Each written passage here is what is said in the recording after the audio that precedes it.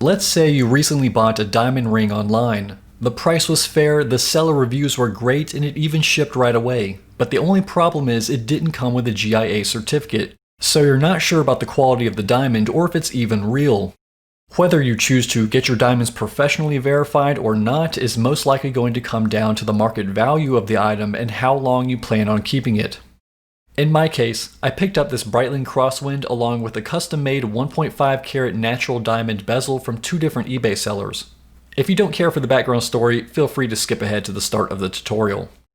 On a side note, I would not recommend buying pre-owned luxury watches from eBay unless you are an experienced collector. I've been in the watch game for the better part of 15 years and can tell it was going to need a light Cape Cod polishing before installing the bezel just to get it presentable for Instagram, and I'm very impressed with the results. I bought my Super Ocean Heritage from the seller with the bezel, so I already knew what to expect as far as their quality and service goes, but couldn't get a direct answer about the diamonds. It wasn't that big of a deal because I was able to negotiate to get a discounted price, and on top of that, it included free return shipping, so it was a safe buy.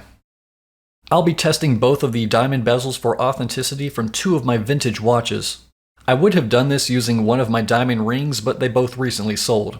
However, the same process works for any diamond. The Breitling Crosswind is the latest addition to the collection, and I bought the Rolex Datejust years ago with no plans to sell either one anytime soon. At the end of the video, I'll give some tips I learned from this process about what to look for if you were thinking about upgrading your watch bezel or buying one pre-installed. This tutorial isn't meant to eliminate the need for an expert's opinion, but the techniques used will be very similar because we are going to follow the same guidelines known as the 4 C's, which stand for cut, color, clarity, and carat weight. But first, we need to answer the most important question of all. Are my diamonds real or fake? For the average person, visually trying to determine if a diamond is authentic is most likely not going to happen without some practice. Fortunately, we have Amazon, and there are tools designed to help us answer that question. I'm going to be using this pin-shaped diamond tester. There are plenty of designs to choose from, but this tester is the most common and most affordable. Without getting too technical, all you need to know right now is that once the device is warmed up, it uses a fixed temperature to identify a real diamond from a fake. If it's real, it'll beep. If the probe touches any metal surface, including the diamond prongs, it sounds like this. Try it on a fashion watch with diamond accents and nothing happens. At least this will give you peace of mind knowing your diamonds aren't fake. Now let's move on to the 4 C's. Since the camera could only focus so close to the diamonds, I'll be adding slides which will make it easier for the both of us.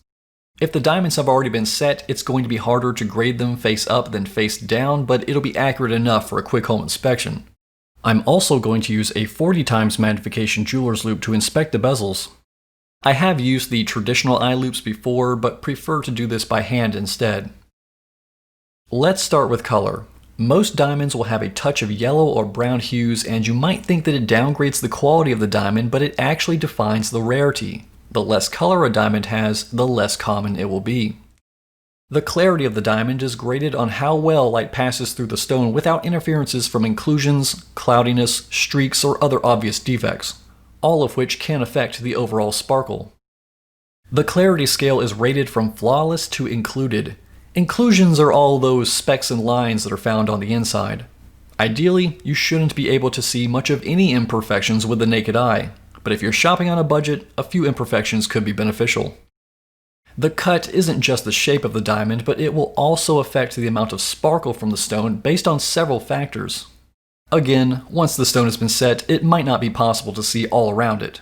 This part is much easier to grade with a loose stone, just like the last of the 4 C's. The carat weight. It's self-explanatory. The larger the stone or amount of diamonds used will affect the price along with color, clarity, and cut.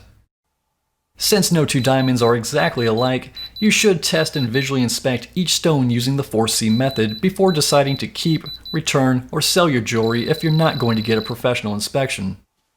As mentioned earlier, I learned something that I hadn't even thought about until comparing these bezels.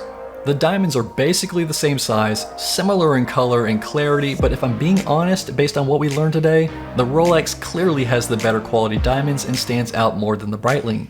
It's also much smaller on the wrist.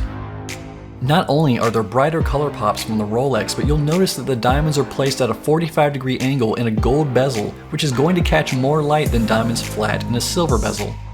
It really depends on the design of the watch. I still love them both, but it's something to consider if you were thinking about upgrading.